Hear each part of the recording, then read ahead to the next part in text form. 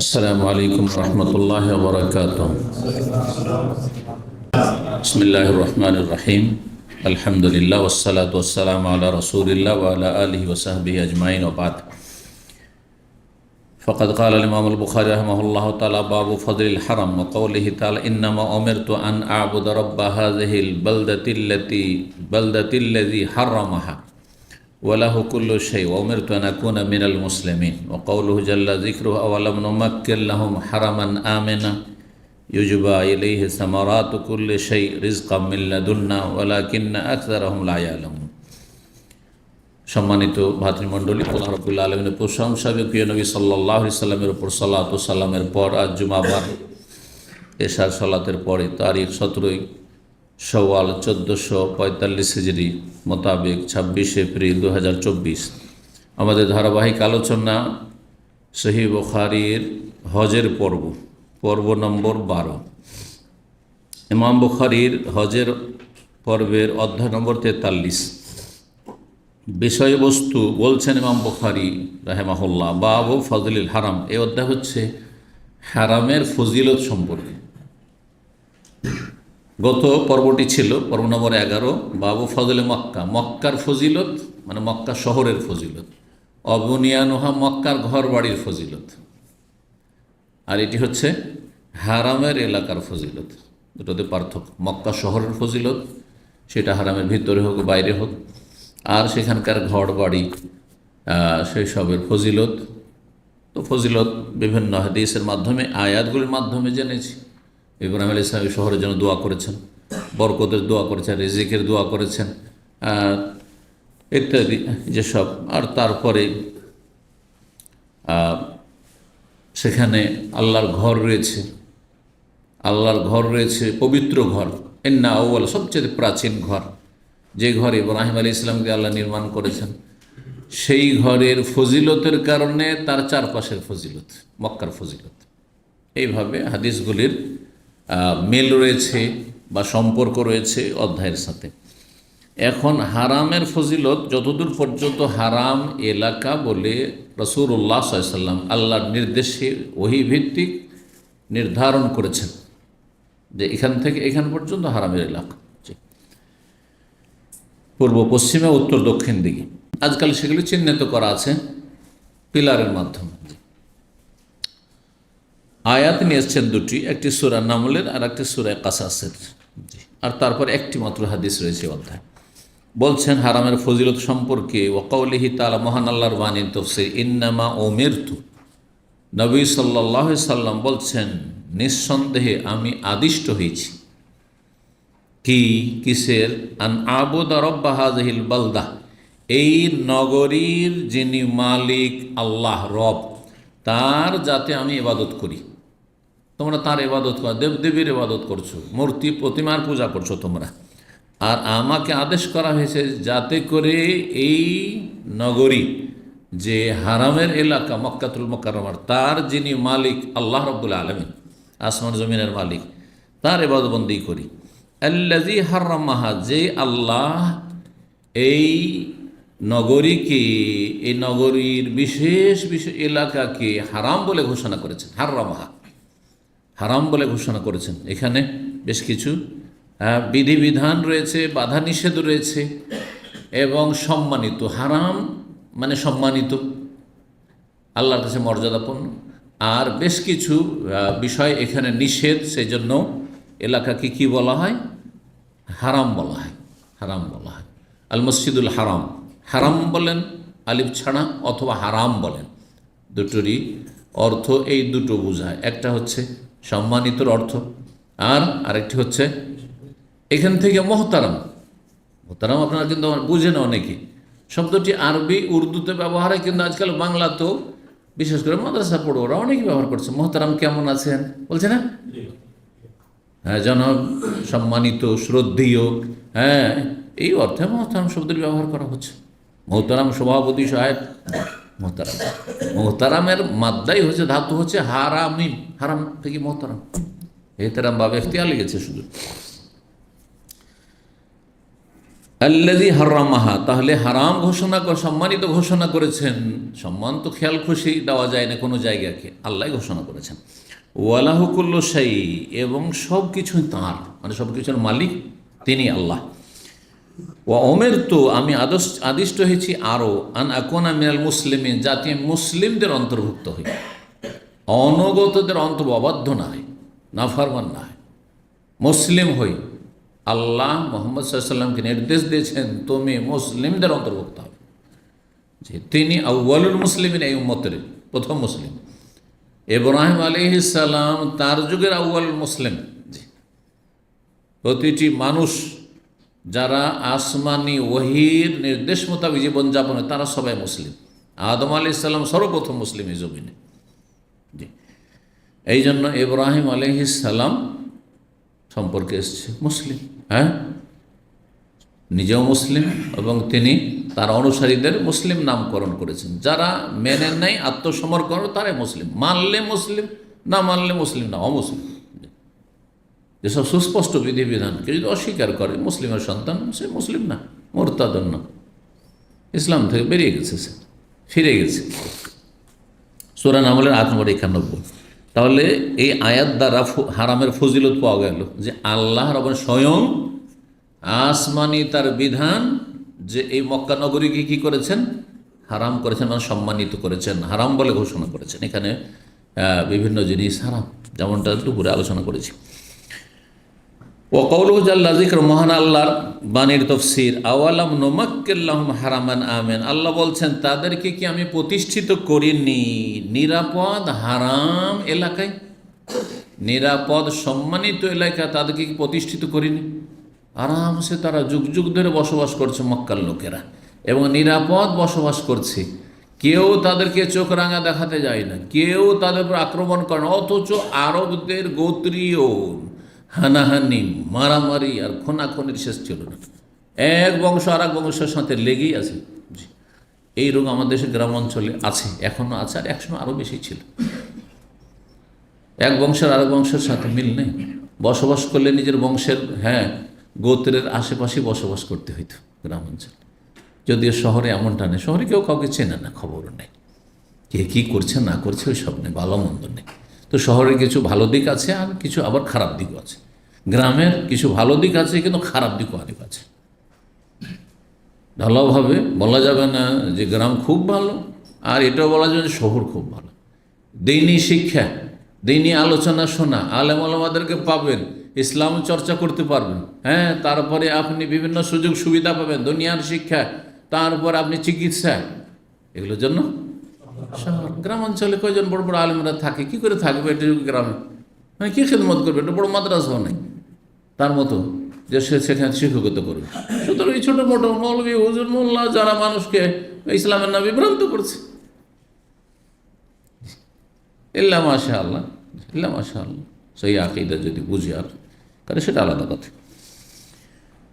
কিন্তু ভালো দিক আছে। গ্রামে একটু অসুখ বিসুখ হইলে মানুষ দৌড় দিয়ে ছুটে চলে আসে, হ্যাঁ, মহলে জানাজা পড়া, আর তারপরে কবর খনন করা ইত্যাদি, এইসব কি করতে হবে না করতে হবে, হ্যাঁ, দৌড় দিয়ে চলে আসবে। আত্মীয় স্বজন হোক আর নাই হোক চলে আসবে, তাই না? আছে। কিন্তু শহরে পাশের ফ্ল্যাটে মরে পড়ে আছেন, যতক্ষণ দুর্গন্ধ না ছাড়ো ততক্ষণ খোঁজখবর পাবে না, কেউ কারো খোঁজখবর নেয় না। সুখে আছে, দুঃখে আছে, খেয়ে আছেন না খেয়ে আছে, কেউ কারো খোঁজখবর নেয় না, নেওয়ার ধারও ধারে না। এমনকি চেনেও না যে কে বাস করে পাশের এই গেট, এই গেট দিয়ে ঢুকে কে চেনেও না, আছে না? নেই। এগুলো খারাপ দিক, খারাপ দিক। প্রতিবেশীর হক আদায় হয় না শহরে। আওয়ালাম নুমাক্কিন লাহুম হারামান আমিনা, জি, সম্মানিত নিরাপদ শহরে তাদেরকে কি প্রতিষ্ঠিত করিনি? মানে কুরাইশদেরকে, মানে কুরাইশ সবচেয়ে প্রভাবশালী বংশ, বড় বংশ, সম্মানিত বংশ, সবচেয়ে সবাই সম্মানের নজরে দেখতো কুরাইশকে। জি, সব দিক দিয়ে তারা অ্যাডভান্স ছিল। ইউজবা ইলাইহি সামারাতু কুল্লি শাই, সব রকমের ফলমূল তাদের কাছে আমদানি করা হয়। চারিদিক থেকে সব রকমের ফলমূল আমদানি হয়ে আসে। হ্যাঁ, গরমের সিজনে, শীত সিজনে বিভিন্ন দক্ষিণ দিক থেকে, ইয়ামান থেকেও আসে, আবার এইদিকে শাম থেকেও আসে। সব দিক থেকে ফলমূল আসতে থাকে, অথচ সেখানে কোনো ফলমূল পাওয়া যায় না। মানে সেখানে উৎপাদন হয়নি, কোনো ফলমূলের গাছপালা নেই, কিছু নেই। রিজকা মিল্লাদুন্না, আল্লাহ বলছেন আমার পক্ষ থেকে স্পেশাল রিজেক, উপজীবিকা। ওয়ালাকিন্না আকসারাহুম লা ইয়ালামুন, আমি তাদেরকে রিজিক দিচ্ছি এইভাবে অনুর্বর জায়গায়, যেখানে কোনো ফসল হয় না, কোনো ফলমূল হয় না, সেখানে তাদেরকে রিজিক দিচ্ছি, তাদেরকে নিরাপত্তা দিয়েছি, চারিদিক থেকে পাহাড়ে পরিবেষ্টিত। এমনকি ইংরেজদের যুগে, এটা কোনোদিন চিন্তা করেছেন? জি, যারা এই সম্পর্কে লিখেছেন তারা বলেছেন সারা দুনিয়ায় ইংরেজরা তাদের আধিপত্য কায়েম করেছে। হ্যাঁ, সাম্রাজ্যবাদীরা ভারত, বাংলাদেশ সব দখল করেছে না করেনি? 200 বছরের কাছাকাছি ইংরেজরা রাজত্ব করেছে।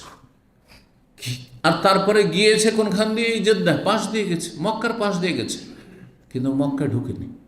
আর পাহাড়ে এমনভাবে বেষ্টিত ঘেরা যে এই জায়গায় আসতে সাহসই করেনি।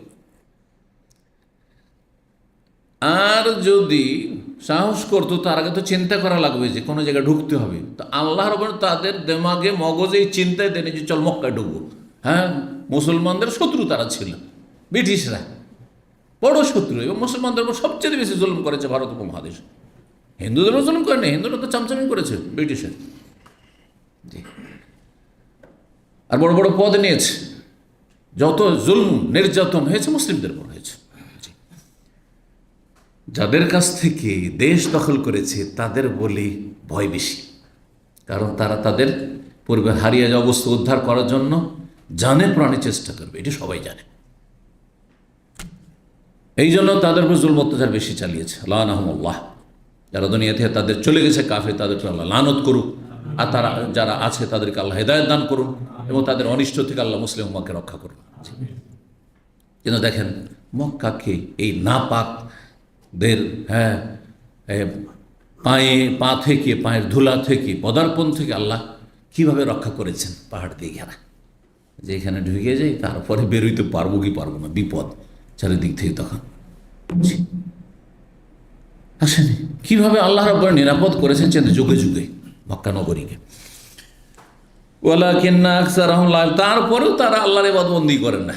আল্লাহকে বাদ দিয়ে মক্কা তোমার মতো পবিত্র জায়গাতে মূর্তি পূজা করছে, প্রতিমা পূজা করছে। কাবা আল্লাহর ঘর, পবিত্র ঘরের চারপাশে 360টা মূর্তি স্থাপন করে রেখেছে মক্কার মুশরিকরা, কারণ তারা অজ্ঞ। ওয়ালাকিন্না আকসারাহুম লা, অধিকাংশ মানুষ আসল বিষয় জানেন না, আল্লাহর নাযিলকৃত দ্বীন সম্পর্কে জানেন না, তৌহিদ জানেন না, বিশুদ্ধ আকীদা, কোনটা বিশ্বাস করতে হবে, কোনটা বিশ্বাস করতে হবে না, কোনটা পালন করলে, আমল করলে জান্নাত পাবো, আর কোনটা পথ নিলে জাহান্নামে যেতে হবে, জানেন না। অধিকাংশ লোক অজ্ঞ, লা ইয়ালামুন।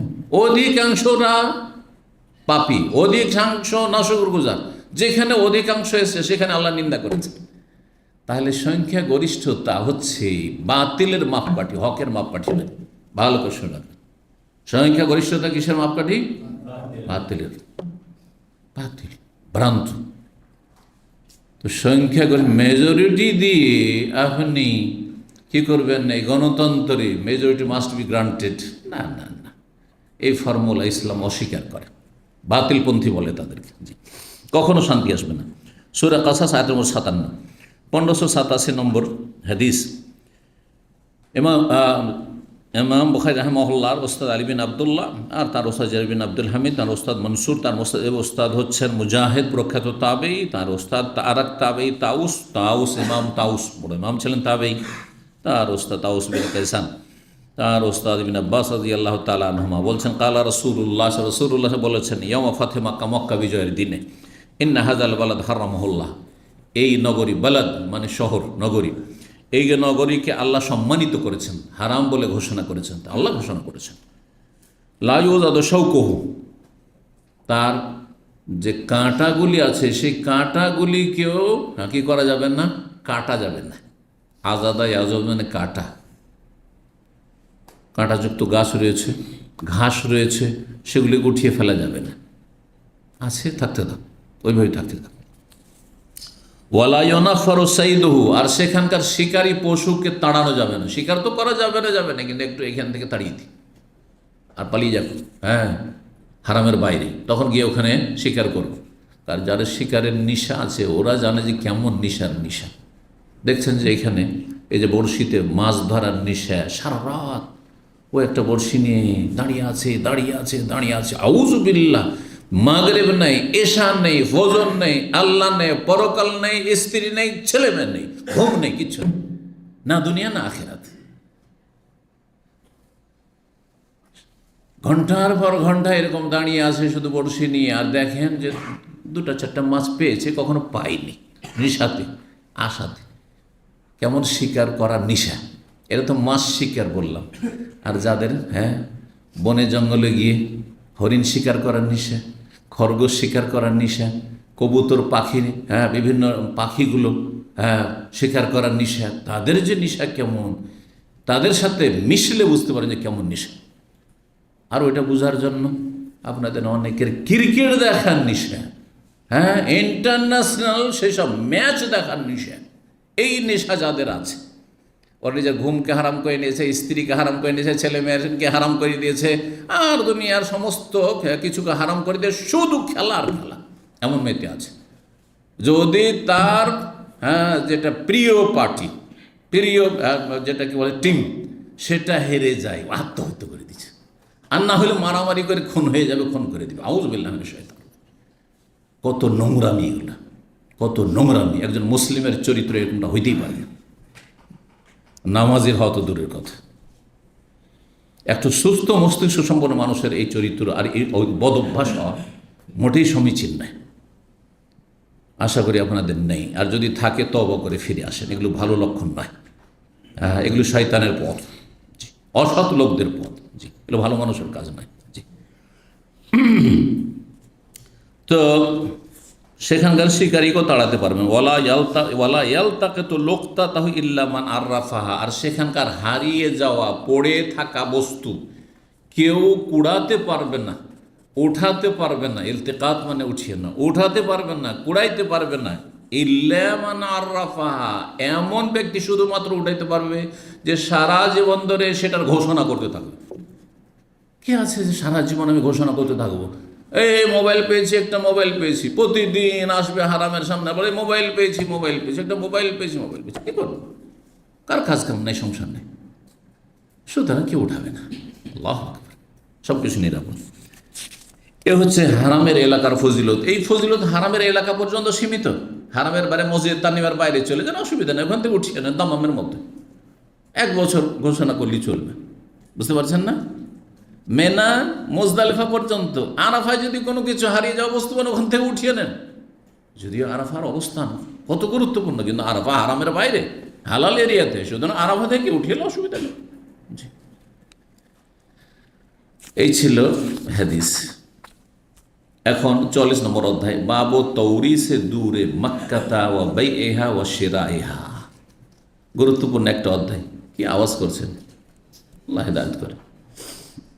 এই অধ্যায় হচ্ছে মক্কার ঘর বাড়ির উত্তরাধিকারী বানানো সম্পর্কে। মানে মক্কার ঘর বাড়ির ব্যক্তি মালিকানা কারো আছে না নেই, না আল্লাহ মালিক, ব্যাস তুমি বাস করে বা বাস করো, কিন্তু তোমারও মালিকানা নেই, যে আসবে সে বাস করে, খালি দেখলে বাস করো, এরকমটা নাকি কেউ সেগুলির উত্তরাধিকারী হতে পারবে। আপনার বাপের একটি ঘর ছিল, আর সে বাপ মারা গেল, তখন আপনি তার ওয়ারিস উত্তরাধিকারী হতে পারবেন কি না? বলছেন হ্যাঁ পারবেন। মক্কায় আল্লাহর ঘর হারাম এরিয়ার ঘর বাড়ি, সেই জন্য কেউ তার উত্তরাধিকারী হতে পারবে না এমনটা নয়। বাইইহা, তাহলে উত্তরাধিকারী যখন হতে পারছে তো কিনা বেচা, ব্যবসা করা যাবে কি যাবে না? মক্কার হোটেল বিক্রি করা যাবে, কেনা যাবে? না না না না, আল্লাহর হারাম কিনা বেচা করবে। হ্যাঁ, আচ্ছা মসজিদ কেউ কেনা বেচা করলে চলবে না? মসজিদ কেনা বেচা মানে ওয়াকফ, তো আল্লাহর জন্য ওয়াকফ হয়ে গেছে, সেটা লিখে দেন, রেজিস্ট্রি দেন আর নাই দেন, মৌখিক বলে দিচ্ছেন যে এটা মসজিদের জায়গা দিয়ে দিলাম, হয়ে গেছে। এটা আজকাল রেজিস্ট্রি করা, এটা তো সরকারি আইনগত বিষয়। আপনার জবান ওয়াদা, আপনি যে বলে দিয়েছেন এটাই ওয়াকফ আসল। কিন্তু আজকাল কি অস্বীকার করে দিতে পারে? তার ইমান কখন দুর্বল হয়ে গেল, না না না আমি দিনই না, দেবো না, এটা মসজিদের জায়গা, এত দামি জায়গা, অনেক অনেক দামি, লোভ হয়ে গেছে আর সামলাতে পারছেন। অথবা তার ছেলেরা বলছে না আমার বাবা মূর্খ ছিল, দিয়ে দিয়েছে, আমরা দেবো না, সেই জন্য রেজিস্ট্রি, না হলে কোনো প্রয়োজন নেই। এই ঝুঁকি না তাহলে কোনো প্রয়োজন ছিল না। পুরোনো যুগে এরকম কোনো রেজিস্ট্রি ফেজিস্ট্রি ছিল না, ছিল যে নবী সাল্লাম মসজিদে নবীর জায়গায় কিনে শুধু রেজিস্ট্রি করেছেন, ছিল? এগুলো তো পরে শুরু হয়েছে। আর তারপর রেজিস্ট্রি করলে সরকারকেও দিতে হবে ট্যাক্স। হ্যাঁ, আমি কিনবো আপনি বেচবেন, এখন সরকার পয়সা দেবে ভোগবিলাস করার জন্য। কোথায় শরীয়তে আছে এসব? জুলুম এগুলো। জি, আল্লাহ হেদায়েত দান করুন সবাইকে। হালাল রুজিতে আল্লাহ বরকত দান করুন সবার ক্ষেত্রে বলছি। কেনা বেচা করা, বেচা কেনা মক্কার জমিন জায়েজ। ও আন্নান নাসা ফিল মসজিদিল হারামে সাওয়াত, তবে মসজিদে হারাম, যতদূর পর্যন্ত মসজিদে হারাম, এদের সবার সমান অধিকার। কালো সাদা, আরবই, হ্যাঁ, আর অনারব, সবাই সেখানে সমান। আমির গরিব সবাই সেখানে সমান। যে আগে গিয়ে পৌঁছবে, যে জায়গা পাবে, সেটাই তার জায়গা ইবাদত বন্দি করার ক্ষেত্রে। বলছেন যে আর মানুষ মসজিদে হারামের ক্ষেত্রে সবাই সমান, বিশেষভাবে মসজিদ হারাম শুধু। কিন্তু মক্কা শহরের হারামের এলাকায় বাকি যে জায়গাগুলো রয়েছে, হোটেল রয়েছে, বাড়িঘর রয়েছে, সেগুলির ক্ষেত্রে না, এটা আমার জমি, এটা আমার হোটেল, এটা আমার ঘর ইত্যাদি, সে অধিকার আছে। এটা আমি ভাড়া নিয়েছি, সেটা আপনার জায়গা, যতদিন আপনি সেটার মালিক আছেন অথবা ভাড়া নিয়ে রেখেছেন। কিন্তু মসজিদ হারামে কথা বলতে পারেন না যে এইটা আমার জায়গায় ছিল, আমি উজু করতে গেছিলাম, এই সরো এখান থেকে। না না না, আপনার কোনো কিছু রাখা নাই সেখানে। সুতরাং এমনি এইভাবে বুকিং দেওয়াও জায়েজ নয়। এটাও মনে রাখতে হবে যে মসজিদ একটা জায়গায় আপনি বুকিং দিয়ে রেখে দিবেন আর পরে আসবেন, এটাও আসলে উচিত নয়। এটা আসলে অন্যের হক নষ্ট করা। যে আগে আসবে সে সেখানে অবস্থান করবে। তো বলছেন যে মসজিদে হারামে সবাই সমান অধিকার রাখে। লেখাউলি তারা দলিল কোরআনে কারীম আছে, সূরা হজের আয়াত নম্বর 25 মহান আল্লাহ ইরশাদ করেছে, ইন্নাল্লাযিনা কাফারু, নিশ্চয় যারা কাফের, ওয়া ইয়াসুদ্দুনা আন সাবিলিল্লাহ, আল্লাহর রাস্তায় চলতে বাধাও দেয়। এমন কাফের যে নিজেও আল্লাহর রাস্তায় চলে না, আর অন্যকেও যদি ইসলাম কবুল করে, কেউ যদি আল্লাহর ইবাদতবন্দি করে, মসজিদ মাদ্রাসা করে, বাধাও দেয়। যারা ইসলাম বিদ্বেষী, হ্যাঁ, ইসলামের শত্রু যারা, শুধু নর্মাল কাফের নয়, নর্মাল কাফের সে তার ধর্ম সেটাই ভালো মনে করছে বা ছাড়তে চায় না, গোঁড়ামি তার বাপদাদা আমার করে এসছে, আমিও ওইটাই করবো। বাপদাদা যদি জাহান্নামে যাবে, আমিও জাহান্নামে যাব, কিন্তু মুসলিমদের সাথে ইসলামের সাথে শত্রুতা রাখে না। হ্যাঁ, কেউ ইসলাম কবুল করলো আর কে কী করলো না করলো সেগুলো নিয়ে তার মাথার ব্যথা নেই। তাহলে সে নর্মাল, তার কুফরির অপরাধ, বড় গুনাহ, কিন্তু কুফরির অপরাধ। কিন্তু যেই ব্যক্তি কুফরি করার সাথে সাথে অন্যকেও কুফরি করতে বাধ্য করে, অন্যকেও জান্নাতের রাস্তা আসতে বাধা সৃষ্টি করে, তারা চরম অপরাধী। তাদের ক্যান্সারের রোগ রয়েছে। এই ক্যান্সারের রোগে আক্রান্তদের জন্য জেহাদের বিধান আল্লাহ ফরজ করেছে। সেটা মুসলিম শাসকের নেতৃত্বে, সবার জন্য নয়। বোঝা গেছে? জি, প্রয়োজনে, এইরকম যদি প্রয়োজন হয়, কিন্তু যদি দেখা যায় যে আশেপাশে যারা কাফের আছে তারা এটাকে মেনে নিয়েছে, যার ইচ্ছা যে ধর্ম পালন করবে করুক। আমাদের ঘর থেকে একজন ছেলেকে মুসলিম হয়ে গেল, সে খেলে পছন্দ হয়েছে, অসুবিধা নেই। যেমন ফিলিপাইনের পরিবেশটা এরকম। ফিলিপাইনে একই ঘরে 2-3 ভাই বোন আছে, এক ভাই মুসলিম আর এক বোন মুসলিম, বাকিগুলো খ্রিস্টান হয়েছে, বাপ মা মুসলিম, অমুসলিম হয়তো যাই আছে, চলছে নিরাপদ। কিন্তু ভারত, বাংলাদেশ, পাকিস্তান, এইসব দেশের অমুসলিমরা এত কট্টরপন্থী যে নিরাপদ নয়। এক ঘরে বসবাস করা যাবে ইসলাম কবুল করার পরে, বাংলাদেশও বসবাস করতে দেবে। কত চরমপন্থী এরা, কট্টরপন্থী। জি, আল্লাহ তাদের অনিষ্ট থেকে রক্ষা করুন। জি, তো আল্লাহ বলছেন যারা আল্লাহ রাস্তায় চলতে বাধা দেয়, ওয়াল মসজিদুল হারাম, আর মসজিদে হারামে যেতে বাধা দেয়। মক্কার কাফেরদের ক্ষেত্রে বিশেষ করে তারা একেতে মুসলিম হয়নি, মক্কার কাফের কুরাইশদের নেতৃস্থানীয় যারা গরিব দুঃখী অভাবী, ওইগুলো মুসলমান হচ্ছে। নেতাগুলো সবাই অহংকার নিয়ে বসে আছে, না, যে কোনো মূল্যে ঠেকাতে হবে ইসলামকে, মুসলিমকে নির্মূল করতে হবে ওদেরকে। আর যারা ইসলাম কবুল করে, কেন ইসলাম কবুল করলো, মারবে, ধুনে দেবে, না, ওর বেঁচে থাকার অধিকার নেই। এই ছিল সীমালঙ্ঘন তাদের। আর মসজিদে হারামে যারা মুসলিম তাদেরকে ঢুকতে দেবো না। সুতরাং হুদায়বিয়ার সন্ধির বছরে এত চেষ্টা করলেন নবী সাল্লাল্লাহু আলাইহি ওয়াসাল্লাম 1400 সাহাবায়ে কেরামদের, মাত্র আমরা যাব উমরা করে বেরিয়ে চলে আসবো, না এই বছর ঢুকতেই দেব না। শেষ পর্যন্ত চুক্তি হলো যে আগামী বছর আসতে দেবো, কিন্তু বেশ কিছু শর্তের সাথে। হলো না? জি, এই হুদায়বিয়ার সন্ধির ওই অবস্থার সাথে এই আয়াতের সম্পর্ক রয়েছে। ওয়াসুদ্দুন আন সাবিলিল্লাহ ওয়াল মসজিদুল হারাম, মসজিদ হারামে যেতেও বাধা সৃষ্টি করে। আল্লাযী জাআলনাহু লিন-নাসি সাওয়া, যেই মসজিদে হারামকে সমস্ত মানব জাতির জন্য সমান করেছে, সমান অধিকার সেখানে। যে যখন আসবে আসবে, যে যখন যাবে যাবে, হ্যাঁ, যার যখন ইচ্ছা হবে আসবে, অবস্থান করবে, সালাত আদায় করবে, যখন যার ইচ্ছে।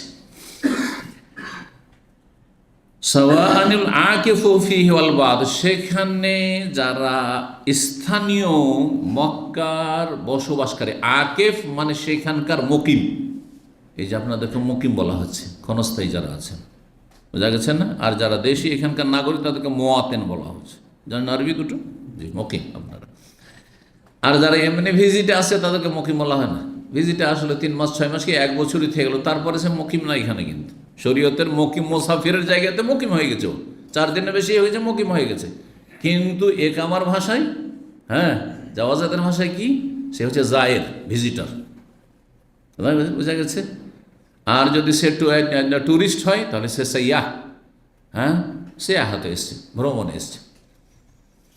তো যাই হোক, এগুলো হচ্ছে সরকারি পরিভাষা। কোরআনের পরিভাষায় আল্লাহ আকিফ মানে মক্কায় অবস্থানকারী, মক্কায় যারা বসবাস করে, স্থায়ী অথবা অস্থায়ী, মক্কায় একামা নিয়ে আছে, বিদেশি লোক অথবা মক্কার নাগরিক, তার যেমন অধিকার। ওয়ালবাদ, আর বহিরাগত, বাদ মানে বাদিয়া, অন্যান্য অঞ্চল থেকে, দূর দূরান্ত থেকে যারা আসছে সেখানে, একদিনের জন্য এসছে, এক বেলার জন্য এসছে, 1-2 ওয়াক্ত সালাত আদায় করার জন্য এসছে, উমরা করার জন্য এসছে, তো হজের জন্য এসছে, যাই হোক বাইরে থেকে এসে, এখানে বাড়ি ঘর নেই তাদের, সবার সমান অধিকার। সাওয়াআনিল আকিফু ফীহি ওয়াল বাদ, এই হারামের এলাকায়, মসজিদে হারামে সমান অধিকার রাখে সেখানকার বসবাসকারী এবং বহিরাগত। ওমাই ইউরিদ ফীহি বিলহাদিন বিজুলম, আর যারাই বা যেই ব্যক্তি এই হারামের এলাকায়, হুদুদে হারামের ভিতরে মক্কায় অন্যায়ভাবে সীমা লঙ্ঘন করবে, করার ইচ্ছা পোষণ করবে, সীমা লঙ্ঘন করবে নয়, ইচ্ছা পোষণ, মনে এসেছে, হ্যাঁ, মনে এইরকম শয়তানি খেয়াল এসছে যে আমি হারামের এলাকায় কি করব, এই গুনাহটি করব, চুরি করব, ডাকাতি করব, ছিনতাই করব, হ্যাঁ, হাজী সাহেবদের, অথবা লুটপাট করব, অথবা ধর্ষণ করব, অথবা আর কিছু করব, যে কোনো পাপ করব, এখানে জুয়া খেলবো, হ্যাঁ, ফজরে ঘুমিয়ে থাকবো, নামাজ পড়বো না, বেনামাজি যেমন সব মুসলমান বসবাস করছে মক্কায়, যারা, সে স্থানীয় হোক আর বাইরের হোক, যারা আছে, আল্লাহ হেদায়েত দান করুন। যারা মক্কায় স্থায়ী বসবাস করছে তাদের অধিকাংশ লোক দেখা যাচ্ছে পাপিষ্ট, বিভিন্ন পাপে জড়িয়ে আছে।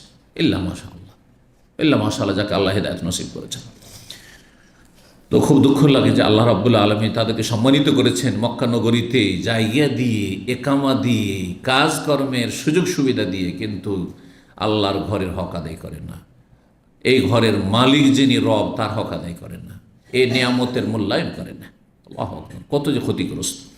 যারাই যে কোনো পাপের ইচ্ছা করবে, মনস্থ করবে, ওমাই ইউরিদ ফীহি বিলহাদ, এলহাদ মানে বক্রতা, আর পাপ হচ্ছে বক্রতা, যে কোনো গুনাহ হচ্ছে বাঁকা পথ না, সোজা পথ নয়, জান্নাতের পথ নয়। অন্যায়ভাবে যারা বক্র পথে চলার ইচ্ছা পোষণ করবে, মনে এসছে যে এই গুনাহটা করবো, এই অন্যায় কাজ করবো, নজিকহু মিন আযাবিন আলীম, আল্লাহ বলছেন তাদেরকে মর্মান্তিক শাস্তি আস্বাদন করব, শাস্তি চাখাবো। ইচ্ছা করলে, এই আয়াতের বাহ্যিক অর্থই তফসিরে বুঝতেন ইবনে আব্বাস রাদিয়াল্লাহু তাআলা আনহু, বর্ণনাকারী। আগেরটাতে ইবনে আব্বাস ছিল না, ইবনে আব্বাস কিন্তু এই ধরনের হাদিসগুলো অনেক বর্ণনা করেছেন। আব্দুল বিন আব্বাসের মত ছিল যে দুনিয়ার অন্য জায়গায়, হারামের বাইরে কোনো জায়গায় গুনাহ করার পরে গুনাহ লিখা হয়, আর আযাব শাস্তি দেওয়া হয় যদি তওবা না করে, তাহলে ওই অবস্থায় মরে গেলে বিনা তওবা।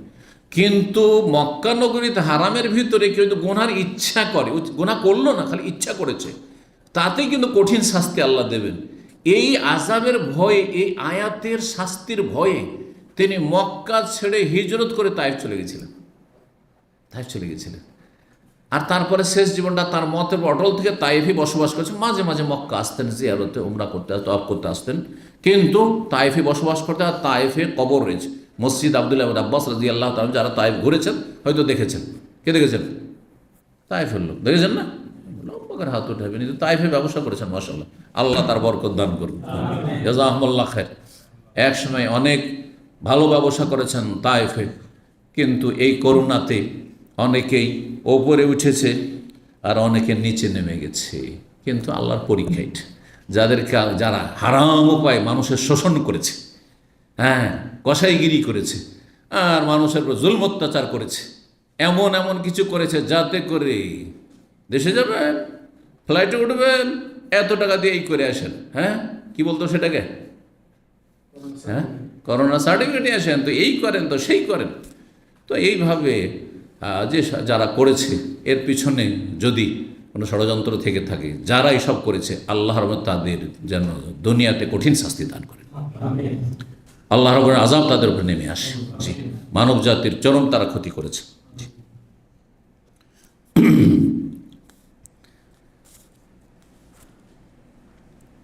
তো বলছিলাম এই আয়াতের কথা।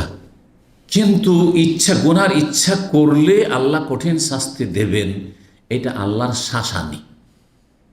এমনিতে হাদিসে রয়েছে, মানুষ যদি গুনার ইচ্ছা করে আর তারপরে আল্লাহর ভয়ই ছেড়ে দেয়, না করবো না, আমি গুনাহ করবো না, তাহলে আল্লাহ লিখবেন না, আল্লাহর ফেরেশতারা লিখবেন।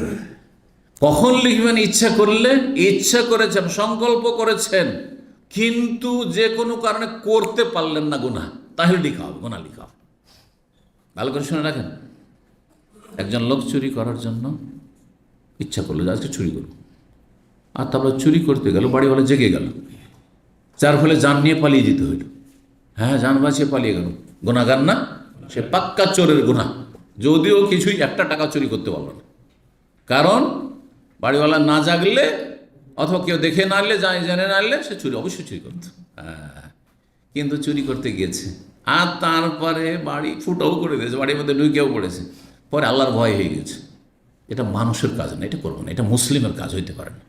তারপরে সেখান থেকে দিল দৌড়, চলে আসুন, গুনাহ লিখবে না, বরং আল্লাহ নেকি লিখবেন, যে তুই আল্লাহ আমার ভয়ে তুই পালিয়ে এসে, সুতরাং তোর নেকি লিখা হবে। কথা বুঝতে পেরেছেন? জি, আল্লাহর কাছে সুবিচার রয়েছে, কে কোন অন্তর নিয়ে চলাফেরা করে, জীবনযাপন করে। আল্লাহ আমাদেরকে নেক অন্তর নিয়ে, সৎ অন্তর নিয়ে জীবনযাপনের তৌফিক দান করে। তো এটি শাসানি শুধু। আলবাদি, যে আলবাদ, আসলে আলবাদি ছিল, বাদি মানে তারি, যে বহিরাগত, তারি মানে যে টেম্পোরারি এসেছে, ক্ষণস্থায়ী। এই জন্য এমার্জেন্সিকে আজকাল তাওয়ারি বলা হচ্ছে, হসপিটালে দেখবেন, হ্যাঁ, তাওয়ারি বলা হচ্ছে।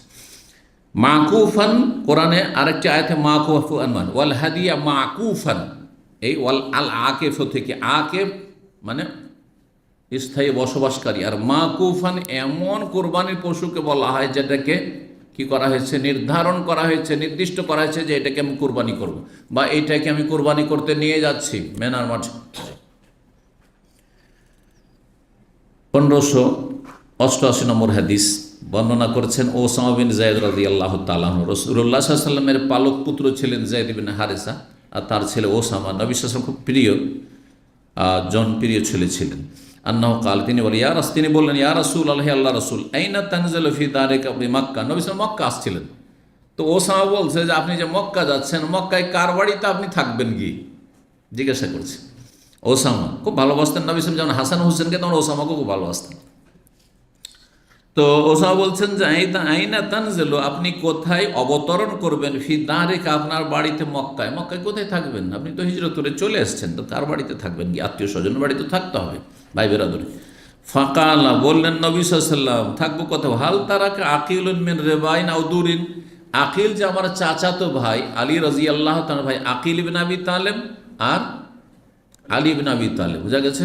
আবু তালেবের ছেলে আকিল বড় ছেলে, আর আলী ও আবু তালেবের ছেলে, নবী সাল্লাল্লাহু আলাইহি ওয়াসাল্লামের চাচাতো ভাই দুইজন। তো আলী জামাই হলেন তারপরে। তাহলে আপন চাচাতো ভাইকে জামাই করা যেতে পারে। আমার দেশে বললে হ্যাঁ মূর্খরা উঠে পড়ে লাগবে যে এরা দেখো ধর্ম বদলে দিবে, এরা তো আমাদের মিলাদ কিয়াম উঠাইলে উঠেলো, দেখো দেখো হ্যাঁ দেখো বলছে যে ভাতিজিকে বিয়ে করা যাবে।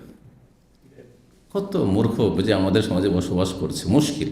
জি, দূরের সম্পর্কের ভাতিজি, হ্যাঁ ওকে যদি বিয়ে করে, একটা ঘটনা আমাদের গ্রামে ঘটেছিল, বিয়ে করেছে আর আমি গিয়েছি, তখন জানি না মদিনা এসেছিলাম কি আসে না, আমি আসেনি, তার আগে বেনারসে মরতে পড়তাম, গিয়েছি। তো আমাদের দেশে আলেম টালেম এলাকায় কোনো আলেম টালেম ছিল না, আমি ছাত্র, আমি ধরেন তাদের কিছু খুতবা দিল, আমি ছাত্র জীবন থেকে ওই দুসরি তেসরি ক্লাস থেকে ওই খুতবা, আর না হলে দেখে দেখে পড়ছে, আল্লাহ হুজুর মানে সেগুলো আছে, দেখে দেখে পড়ছে এই অবস্থা। তো যাই হোক, বলছে বাবা আমাদের গ্রামে একজন ভাতিজিকে বিয়ে করছে, এটা জায়েজ? বলছে কেমন ভাতিজি? বলছে ওই যে বংশের, ওই বংশের একটা নাম আছে, খারাপ নাম সেই জন্য বলবো না, আর এই বংশের ও তো ভাতিজি হয়েছে, একই বংশের, একই বংশ কিন্তু গোত্র আলাদা, গতিয়া আলাদা, গতিয়া বলে গোত্রকে আঞ্চলিক ভাষায়। তাই বললাম যে অনেক দূরের। আলী আর নবী সাল্লাল্লাহু আলাইহি ওয়াসাল্লাম তাদের সম্পর্ক জানা আছে, তখন তার মাথায় চক্কর দিয়েছে, বোঝা গেছে, মাথা ঘুরে গেছে তার। আমি বললাম যে এইসব আমাদের দেশীয় ভাতিজা আর ভাতিজি, হ্যাঁ চাচা ভাতিজি, এইসব আসলে শরীয়তের ভাতিজা ভাতিজি নয়, এগুলো দিয়ে আমাদের দেশে অন্যায় কাজ হচ্ছে অনেক সময়। ও আমার ভাগ্নি, ও আমার ভাতিজি, আর সেখানে ভিতর ভিতর কুকাম করছে, বুঝতে পারছেন? কারণ সেই শ্রদ্ধা আর সেটা তো নেই, যেটা মা খালার সাথে নিজের ভাতিজির সাথে থাকে, চাস্তো ভাতিজির সাথে সেটা নেই। হ্যাঁ, আর এইদিকে গ্রামের লোক ভাবছে ভাতিজি ভাগ্নি, আসলে কোথাকার দূরের ভাগ্নি, ভিতর ভিতর অন্যায় অপরাধ করতে আছে। তো বলছেন যে আকিল কি কোনো বাড়ি ঘর ছেড়েছে? রেবা, ছোট ঘর বাড়িকে বলা হয় রেবা, কোনো ঘর বা বাড়ি কি ছেড়েছে? এসব তো বিক্রি করে দিয়ে চলে গেছে, নাই কিছু। মক্কায় কিছু আছে। আকিল পরে ইসলাম গ্রহণ করেছিলেন, প্রথম কুফরির অবস্থায় ছিলেন, বিলম্ব করে ইসলাম গ্রহণ করেছিলেন। ফাকালা নবী সাল্লাল্লাহু আলাইহি ওয়াসাল্লাম বললেন, ওয়াহাল তারা আকিল মির রেবায়া দুরিন, কোনো কিছু তো ছেড়ে যায়নি। ওয়াকানা আকিলুন ওয়ারিসা ওয়া তালেব, হুয়া ওয়া তালেব। আকিল এবং তালেব এরা দুই ভাই ছিল। আলীর আরেক ভাইয়ের নাম ছিল তালেব, তার তালেব নামটা সেখানে ডালবাদ ছিল। হ্যাঁ, আবু তালেব বাপের নাম আবু তালেব, আর ওর ছেলের নাম কি? তালেব। জি, এই জন্য আবু তালেব, তালেবের বাপ। তো বলছেন যে আকিল ওয়ারিস হয়েছিল কার? আবু তালেবের। সে আকিল এবং ওয়া তালেব আর একজন তার ভাই তালেব, এই দুইজন ওয়ারিস হয়েছিল কার? আবু তালেবের। আবু তালেব যেহেতু কাফের, আর কাফের ওয়ারিস কাফের দুই ছেলে হয়েছে, আলী হয়নি। কেন? কারণ আলী ছোটকাল থেকে ইসলাম গ্রহণ করেছে, সুতরাং মুসলিম কাফের ওয়ারিস হয় না, কাফের মুসলিমের ওয়ারিস হয় না। এর ভিত্তিতে আলী বাপের ধন সম্পদে বঞ্চিত হয়েছে। ওয়ালাম ইয়ারিসু জাফর ওয়ালা আলী, আর দু ভাই যে জাফর আলী, এ দুইজনেই মুসলমান হয়ে গেছে, যার ফলে জাফর ইবনে আবি তালেব আর আলী ইবনে আবি দুইজনেই ওয়ারিস হননি শাইআন, কোনো কিছুর। লিআন্নাহুমা কানা মুসলিম, কারণ দুজনেই মুসলিম ছিল। ওয়াকান আকিল ও তালেব কাফের, আকিল আর তালেব দুইজন কাফের ছিল, যার ফলে বাপের ওয়ারিস হয়েছিল। কিন্তু পরবর্তীকালে আকিল মুসলমান হয়েছিল, আর রাদিয়াল্লাহু তাআলা আনহু, আর তালেব মুসলমান হয়নি, কুফর অবস্থায় মারা গেছে। ফাকান ওমর খাত্তাব ইয়াকুল, ওমর রাদিয়াল্লাহু এই মর্মে হাদিস বর্ণনা করতেন। এই হাদিস, লা ইয়ারিসুল মুমিনুল কাফিরা ওয়ালাল কাফিরুল মুসলিমা, মুমিন মুসলিম কাফের ওয়ারিস হয় না, উত্তরাধিকারী হয় না, আর কাফের মুমিন মুসলিমের উত্তরাধিকারী হয় না। কাল ইবনে শিহাব, ইমাম ইবনে শিহাব জোহরি বলছেন, ওয়াকানু ইয়াতাআওয়ালুনা কাওলাল্লাহি তাআলা, আর তারা তাফসীর করতেন মহান আল্লাহর এই বাণীর, যে মুসলিম মেয়ের কাফের ওয়ারিস হবে না। ইন্নাল্লাযীনা আমানু, নিশ্চয় যারা ঈমান নিয়ে এসেছে, ওয়াহাজারু হিজরত করেছে, ওয়াজাহাদু বিআমওয়ালিহিম, আর ধন সম্পদ দিয়ে জিহাদ করেছে, ওয়া আনফুসিহিম, এবং জীবন দিয়ে জিহাদ করেছে, ফি সাবিল আল্লাহর রাস্তায়, ওয়াল্লাযীনা আওয়াউ, এবং যারা আশ্রয় দিয়েছে অন্যদেরকে, আনসারীরা, মুহাজিররা তো হিজরত করলো, আর আনসারীরা আশ্রয় দিয়েছে, ওয়া নাসারু, এবং সাহায্য করেছে ইসলামের, নবী সাল্লাল্লাহু আলাইহি ওয়াসাল্লামের, সাহাবায়ে কেরামদের, মুহাজিরিনদের, উলাইকা বাযুহুম আউলিয়া বায, তারা পরস্পরের বন্ধু, তারা একে অপরের বন্ধু, ওলি, অভিভাবক। কিন্তু যাদের দিন আলাদা, মক্কা থেকে হিজরত করে চলে এসছে মুসলিম, আর সে কাফের হয়ে মক্কাতে থেকে গেছে আরেকজন নিকট আত্মীয়, বাপ বেটা অথবা দুই ভাই, কেউ কারো ওয়ারিস হবে না। এই আয়াত পেশ করতেন তারা এই মর্মে, সূরা আনফাল আয়াত নম্বর 72। আর একটি অধ্যায় নিয়ে আলোচনা করি, 45 নম্বর অধ্যায় বলছে বাবু নজুল নবী মক্কাতা। এই অধ্যায় হচ্ছে নবী সাল্লাল্লাহু আলাইহি ওয়াসাল্লামের মক্কা অবতরণ, কোন জায়গায় তিনি অবতরণ করেছিলেন। আগের যে হাদিস সেটাতে জানলাম যে তার কোনো বাড়িঘর ছিল না, আর যে চাচাতো ভাইয়েরা তাদেরও বাড়িঘর ছিল না, যে চাচাতো ভাইয়ের বাড়িতে থাকবো, আত্মীয়র বাড়িতে থাকবো।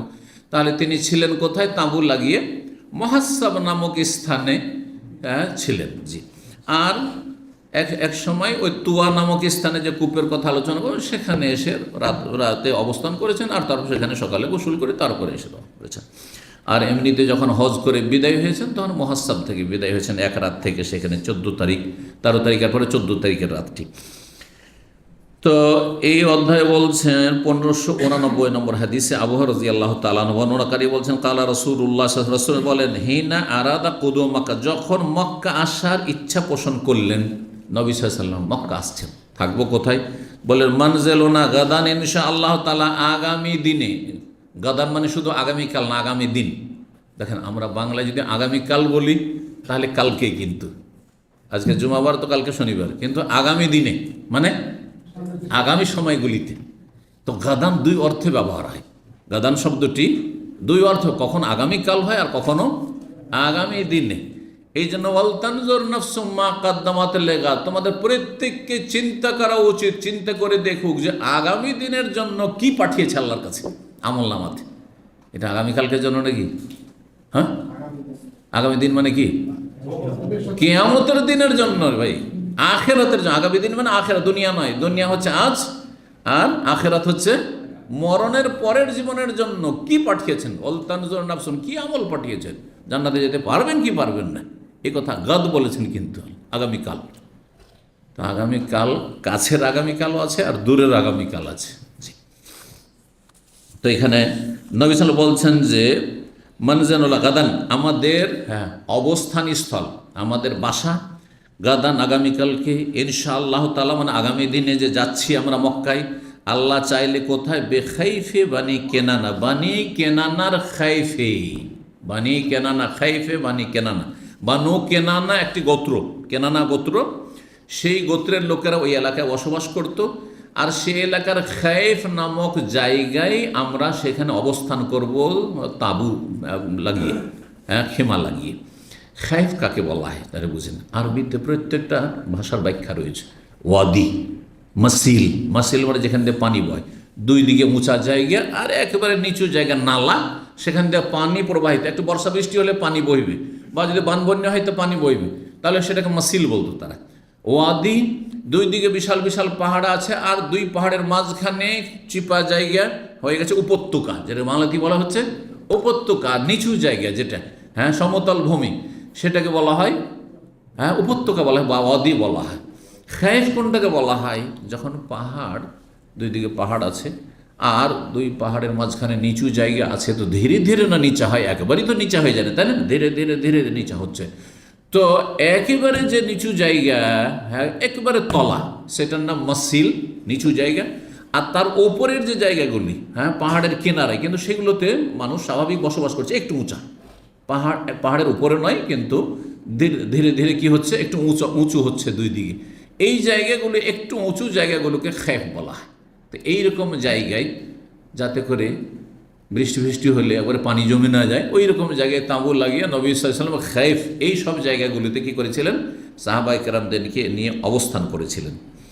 হাইসো তাকাসাম আল কুফরি, এই জায়গাটি এমন জায়গায়, যেই জায়গায় মক্কার কাফেরেরা ইসলাম এবং মুসলিমদের বিরুদ্ধে তারা একে অপরের কাছে শপথ নিয়েছিল, কসম নিয়েছিল। তাকাসামু, কসম থেকে শপথ নিয়েছিল যে কসম করে বলো যে যতক্ষণ পর্যন্ত এই মুসলিমগুলো তাদের এই নতুন ধর্ম থেকে ফিরে আসবে না বাপদাদা ধর্মে, ততক্ষণ পর্যন্ত তাদেরকে বয়কট করলাম। তাদের সাথে কোনো বিয়ে শাদী দেওয়া হবে না, এবং তাদের সাথে কথাবার্তা বলা হবে না, তাদের সাথে কোনো ব্যবসা বাণিজ্য হবে না, কেউ বিক্রি করতে পারবে না, তাদের মাল সামান কিনতে পারবে না। বয়কটের কথা পড়েছেন না পড়েননি সিরাতুন নবীতে? কয় বছর চলেছিল বয়কট?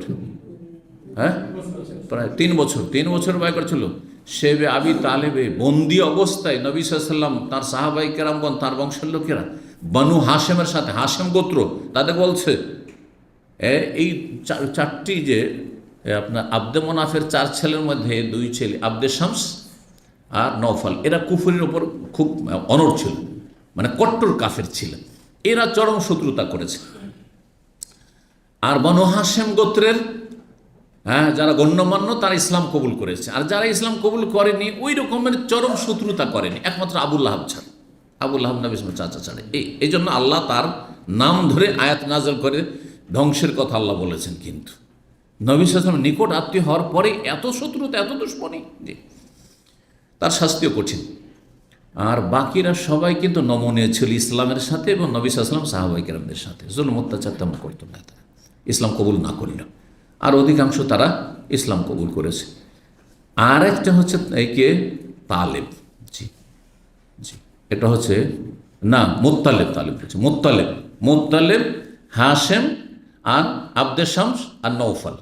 নওফাল আর আব্দে শামস এরা শত্রুতা করেছে, কট্টর শত্রু ছিল আর চিরকাল শত্রুতা করতে থেকেছে।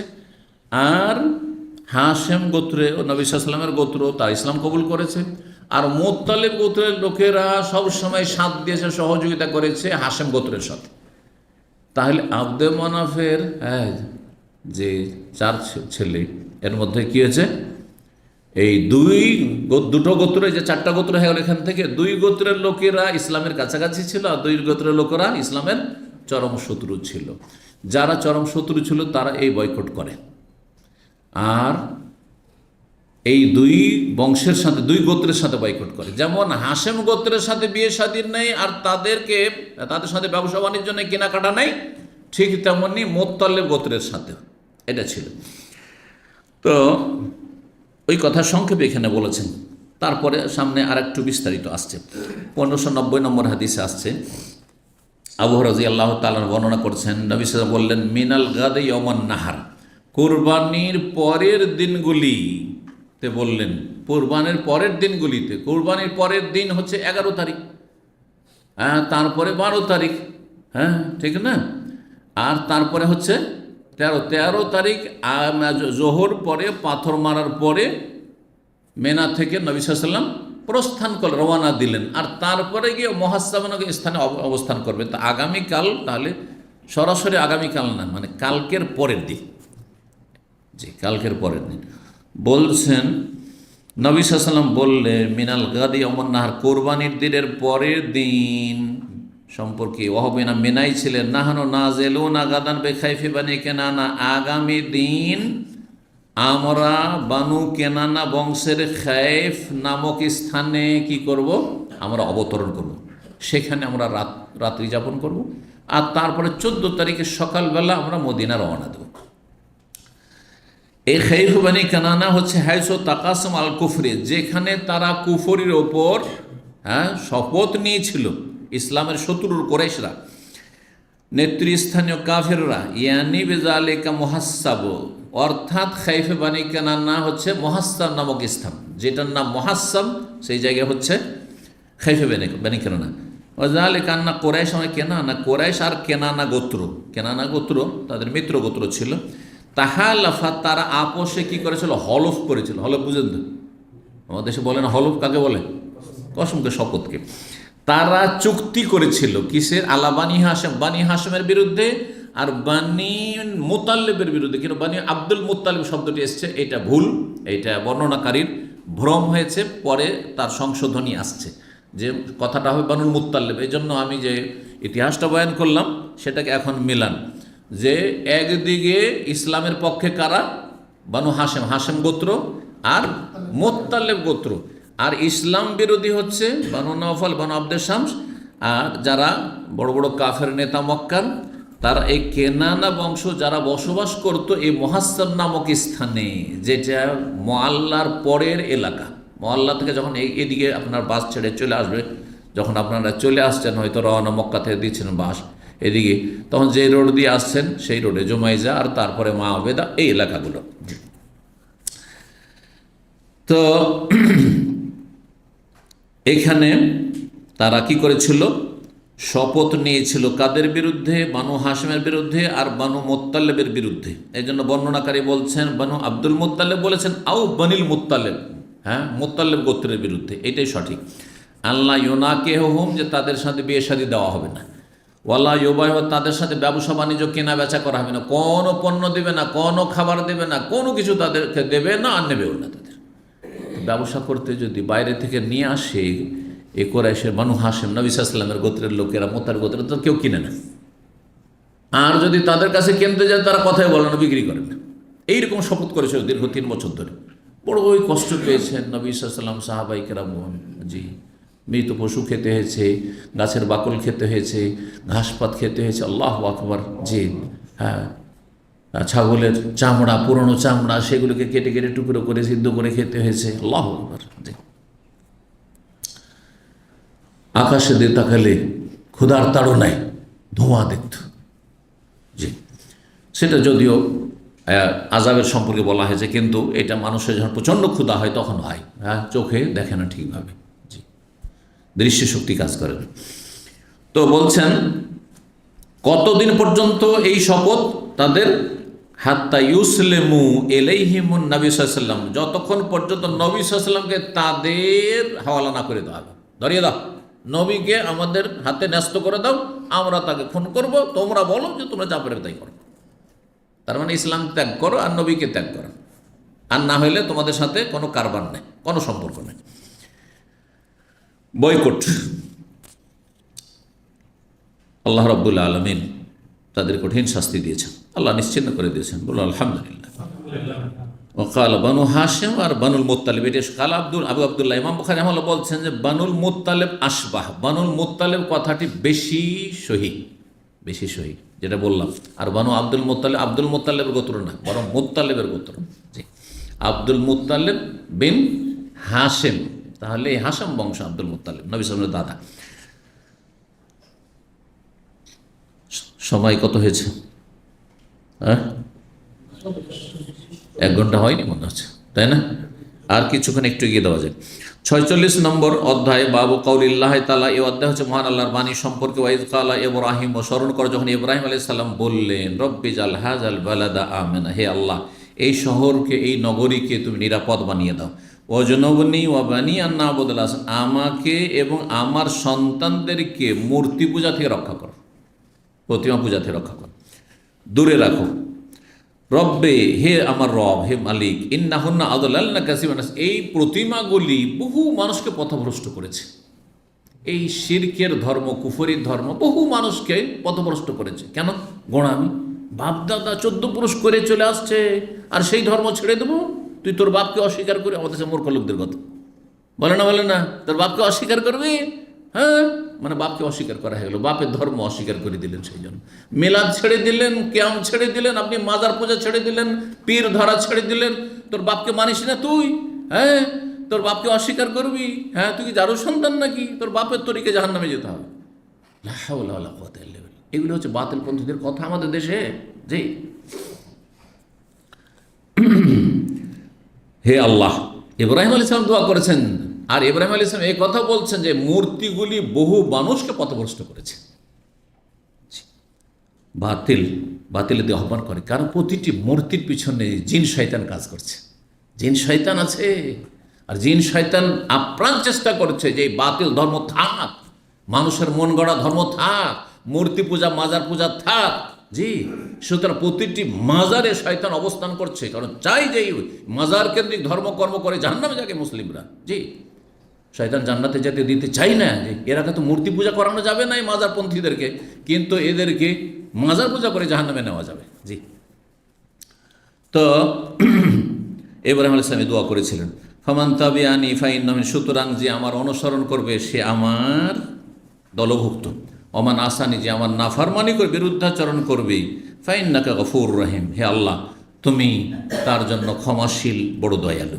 রব্বানা, হে আমাদের প্রতিপালক, ইন্নী আসকান্ত মিন যুররিয়াতি, আমার সন্তানদেরকে আমি রেখেছি, আসকান্ত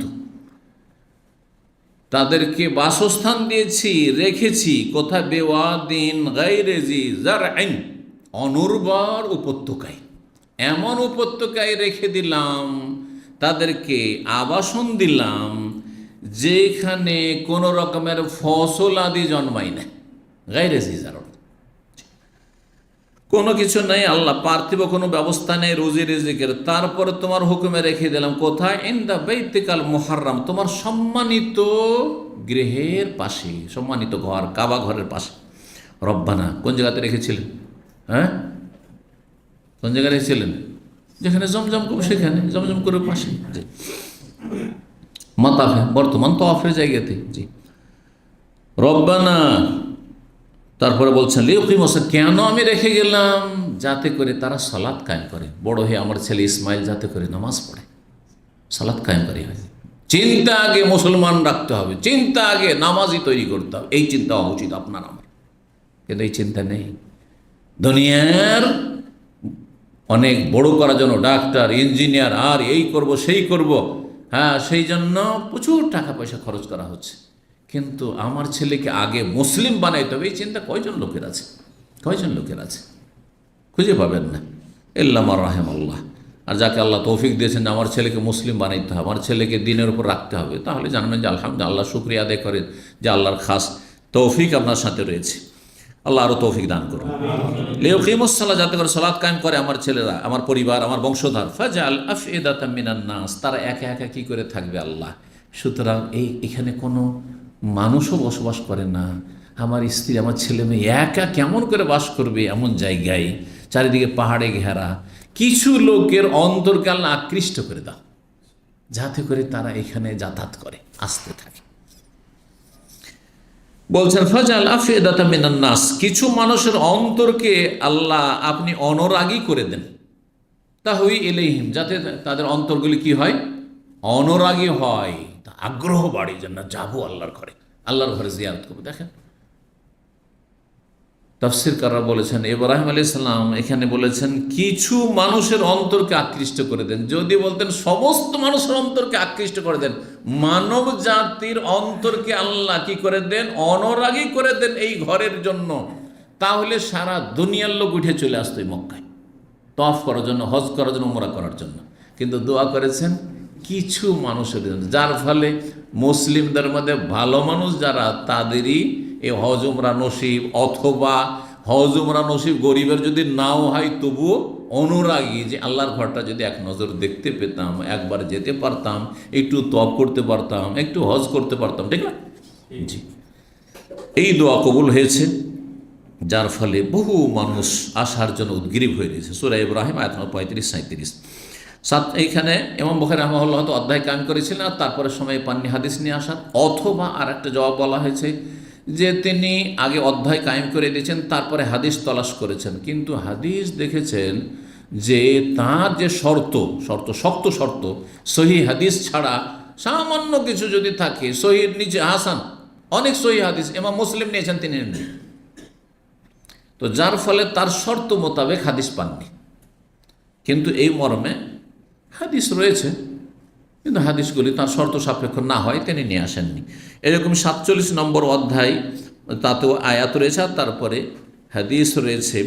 বলছেন মহান আল্লাহর বাণী তাফসীর সম্পর্কে, জাআল আল্লাহুল কাবাতাল বাইতাল হারামা কিয়ামাল লিন্নাস, আল্লাহ রাব্বুল আলামিন কাবা ঘরকে আল বাইতুল হারাম, সম্মানিত ঘর বলে কি করেছেন? ঘোষণা করেছেন, নির্ধারণ করেছেন, কিয়ামাল লিন্নাস, যেটা মানব জাতির জন্য হচ্ছে বসবাস স্থল, কিয়ামাল লিন্নাস, এবং মানব জাতির সেটা প্রতিষ্ঠিত হওয়ার, কিয়াম প্রতিষ্ঠিত হওয়ার উপায়। ওয়াশ-শাহরাল হারাম, এবং সম্মানিত মাস আল্লাহ নির্ধারণ করেছেন 4টি মাস। ওয়াল হাদিয়া ওয়াল কালায়েদ, এবং কুরবানির পশু আল্লাহ রাব্বুল আলামিন যে নির্ধারণ করেছেন যে কুরবানির পশুর যে মর্যাদা রয়েছে। ওয়াল কালায়েদ, এবং মালা পরিহিত পশুর আল্লাহ রাব্বুল আলামিন কী করেছেন? পশুকে সম্মানিত করেছেন, যে মালা পরিহিত পশু। আর ওরা কোথাও যদি দেখতো যে এই মাঠে একটা মালা পরা উট ঘুরছে, তাহলে তারা বুঝে নিত যে এটা হচ্ছে আল্লাহর ঘরের জন্য কেউ নিয়ে আসছিল, হয়তো সে ছুটে গেছে অথবা হারিয়ে গেছে, পৌঁছে দিত তারা। যালিকা লিতা'লামু আন্নাল্লাহা ইয়া'লামু মা ফিস সামাওয়াতি, যাতে করে তোমরা এই ব্যাপারে নিশ্চিত হও, জানতে পারো যে আল্লাহ সব কিছু জানেন, যা কিছু আকাশ এবং জমিনে রয়েছে। ওয়া আন্নাল্লাহা বিকুল্লি শাইইন আলিম, আল্লাহ রাব্বুল সব কিছু সম্পর্কে সর্বজ্ঞ। 1591 নম্বর হাদিস বার করছেন আবু হুরায়রা রাদিয়াল্লাহু তাআলা আনহু। তিনি বলছেন, নবী সাল্লাল্লাহু আলাইহি ওয়াসাল্লাম বলছেন, ইউখাররিবুল কাবাতা, এমন একটা সময় আসবে যেই সময় কাবা ঘরকে বিরান করে দেবে, ভেঙে চুরমার করে দেবে। আল্লাহু আকবার। কাবা ঘরকে ভেঙে চুরমার করে দেবে, খারাপ মানে বিরান করে দাও, ওয়ানাবাদ করে দিবে। হ্যাঁ, কে? জুসওয়াইকাতাইন মিনাল হাবাসা, হাবাসা আফ্রিকার এমন এক ব্যক্তি, যেই ব্যক্তির পায়ের দুটো নলা খুব চিকন হবে। এমন নয় যে খুব জাঁদরেল আর খুব শক্তিশালী আর খুব বীর পুরুষ, কিন্তু অন্যায় করার জন্য শক্তিশালী লাগে না, অসৎ চরিত্রের মানুষ লাগে, বদ চরিত্রের মানুষ লাগে। দেখবেন আমাদের দেশে অনেক ডাকাত আছে, ছিনতাইকারী আছে, হ্যাংলা পাতলা, মনে হচ্ছে তার জান চলে না, হ্যাঁ, রুগ্ন কিন্তু কুখ্যাত। আমরা যখন ছোট ছিলাম, আমাদের বয়স 10-12 বছর, তো এলাকাতে আতঙ্ক ছিল। ছোট বাচ্চাকে ভয় দেখালে এক ডাকাতের কথা বলতো, যার নাম ছিল লালা ডাকাত। এলাকার মানুষ যদি শুনে, বড় মুরব্বীরা, তো এটা মনে আছে, আমাদের যুগের লোকেরা হলে সবাই বুঝবে লালা ডাকাত। তার বাড়ি ছিল ভারতের মালদাহতে, আর সেখান থেকে চুরি করে আর সেখানে আর বসবাস করতে, যখন চোর হয়ে গেল তখন আর বসবাস করতে পারে এলাকার লোক, তার বসবাস করতে দেবে, মেরে ফেলে দেবে। তখন সেখান থেকে চাঁপাইনবাবগঞ্জ পালিয়ে গেল। চাঁপাইনবাবগঞ্জের একটা গ্রামে থাকতো, আর রাতে তার চাঁপাইনবাবগঞ্জের বাহিনী নিয়ে এসে, আর এখানকার চোর বাহিনী, দুটোতে যুক্তি আছে, কিন্তু এখানকার কিছু চোর, ওখানকার কিছু চোর আর ডাকাত, আর নিয়ে বাড়িতে ডাকাতি করে গরু চুরি করা। ওর কাজ ছিল কী করা? গরু চুরি করা আর মহিষ চুরি করা। আর তারপরে নিয়ে যেত, যদি কেউ জেগে যায় তাহলে ওর মরণ, খুন করে দেবে। ওই লালা ডাকাত এসছে রে এলাকাতে, মাঝে মাঝে গুজব ছড়িয়ে যেত। আর কি, লালা ডাকাত মানে আতঙ্ক। ছোট বাচ্চারা আমরা যদি লালা ডাকাত শুনেছি, আর পেশাব করতে বেরোয়নি, মাগরিব পড়া বাড়িতে বেরোয়নি। আল্লাহু আকবার। জি, এত ভয় ছিল, একটা আতঙ্ক ছিল।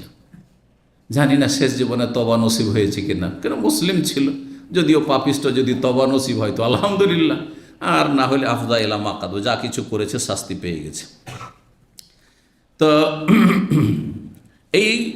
এই ব্যক্তি হাবাসার, আবেসিন আফ্রিকার হবে, আর সে তার নেতৃত্বে এই কাবাকে একবার ধ্বংস করে দেওয়া হবে, এমন একটা সময় সামনে আসছে। জি, 1592 নম্বর হাদিস বর্ণনা করছেন মা আয়েশা রাদিয়াল্লাহু তাআলা আনহা, বলছেন, কানু ইয়াসুমুনা আশুরা, মক্কার কাফেররাও আশুরা রোজা রাখত। প্রাচীন যুগে ধর্মকর্ম আশেপাশের লোক থেকে শুনতো, মদিনা আসতো, শুনতো ইহুদিরা রোজা রাখতো, দেখা দেখি ওরাও রোজা রাখতো।